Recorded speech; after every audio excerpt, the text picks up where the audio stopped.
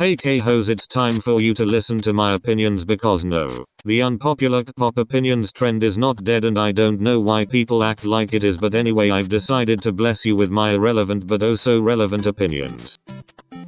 Number 1. JYP is the new token company and idol heaven. Now hear me out. Out of the big three, I think most of us can agree that JYP treats their idols best, but all of a sudden even though they have faults, every idol who deserves better should go to hum. Maybe. JYP. It doesn't make sense because I don't think that a whole company can be just deemed trash most of the time. But YG and SM are getting a lot of trash, though I fully understand why SM is being ridiculed. I never get why you'll always turn to Jittlemayo. It's pretty obvious that he overworked twice, especially Minna, and only let her rest when it got too much and started to affect her mentally. I'm not bashing JYP, just saying that there is always a downside to running a company. I doubt anything will become perfect anytime soon. Okay, next opinions are based on Blackpink. Number 2. Jisoo is becoming the token good girl in Blackpink. I love Jisoo and I'm happy that she's getting more attention, but to the people that are using her just to trash the others, perhaps you should shut up, because I'll be frank. Most of these new supposed Jisoo lovers are from different fandoms, especially Armories and Onsupona Twice, people who hate Blackpink.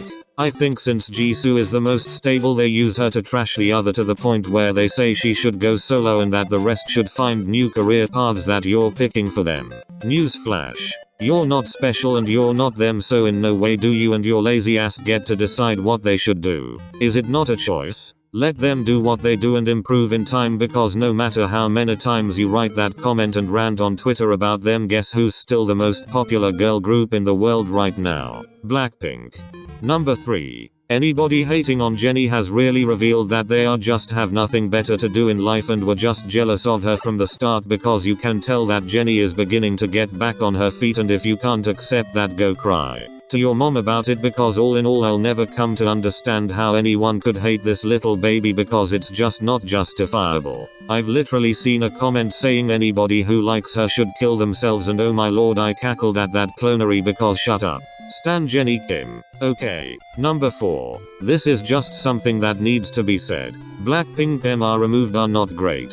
They are not the worst, but they aren't good. I'm sure you've heard of a channel called K-Battle, but it's basically a channel that gets 2 MR removed and puts the groups against each other. It's pretty much in the name. Anyway, I can't be the only person that thinks they are sort of biased towards Twice, especially versus Blackpink, but I thought it'd just be them, but they actually seem to tamper with some groups MR removed, not just Blackpink.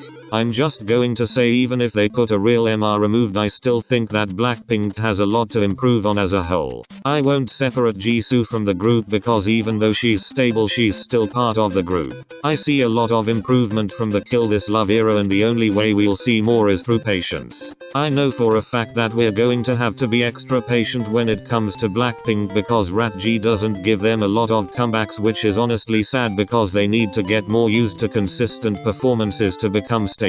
Especially Rose, because as a main vocalist, she needs it most. I feel that Rose sounds just mesmerizing when she's singing, and just singing rather than doing both.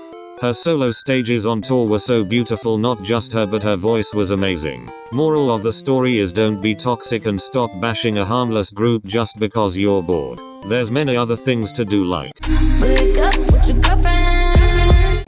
Stan Blackpink. Stan a group on a journey to full potential. Oh yeah, and don't compare if you know who's gonna lose. Okay, moving on from the girls.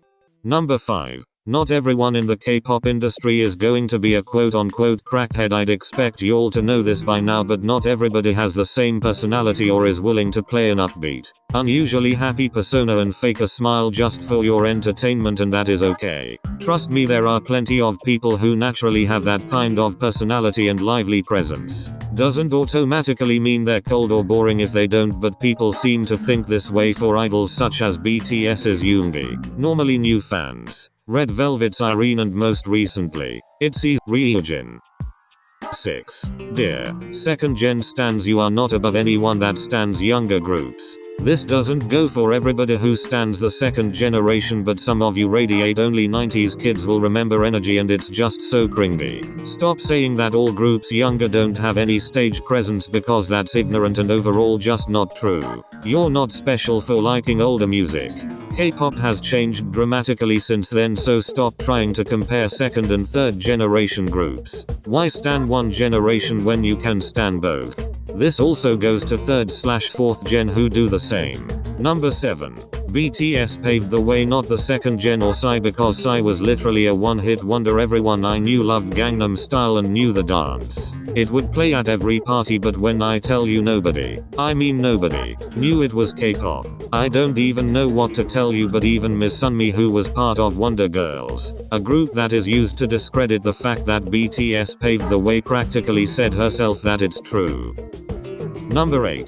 Somi deserves to, and should be a soloist. I'm saying this because a lot of videos like this one seem to think otherwise. In my opinion, Somi is incredibly well-rounded and capable of dancing, singing and rapping. I liked her voice and really did like her debut song, Birthday. I'm hoping to see more and excited to watch her grow as an artist, because after all she's been through, I think this is one of her biggest opportunities to make it big. Number 9. Using words like over and underrated makes you seem jealous or salty of more popular groups, because if you really wanted me to listen to your faves, you could maybe just, I dunno, ask. It's not bad to recommend groups as long as you do it with respect and at the right moment. It's just music after all. I'm willing to give all a chance. 10th and last opinion. Girl group stans should stick together instead of competing against each other, because there's a lot of hidden misogyny in the K-pop fandom. I always come across that one boy group stan that hates all girl groups, possibly because they're potentially going to steal their oppas, and it literally becomes a joke when you figure out they are girls too, because the clown jumps out for real. They always say that boy groups are better because of harder choreography, but that's just false. SMHY have like only one gender when you can like both. Anyway, thanks so much for watching this video. If you made it this far, subscribe if you want.